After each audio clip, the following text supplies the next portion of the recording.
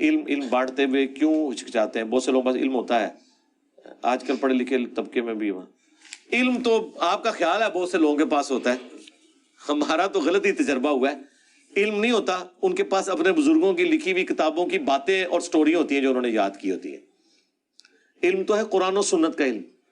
یہ جتنے علماء ٹی وی پہ آ کے مسائل بتا رہے ہیں، کبھی کسی کے منہ سے آپ نے آیت حدیث اور اس کا نمبر سنا ہے؟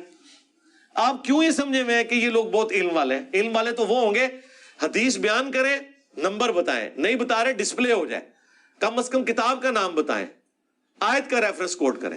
ہمارے کلپس اپلوڈ ہوتے ہیں کسی بھی ایشو کے اوپر ایک ایک ریفرنس لگتا ہے۔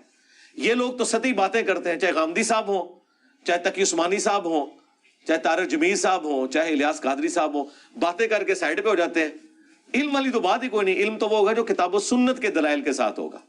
اگر رائے پیش کرنی ہے تو میرا خیال ہے عمر شریف سب سے بہتر رائے پیش کر سکتا تھا، کیونکہ اس کی فلوئنسی زیادہ تھی۔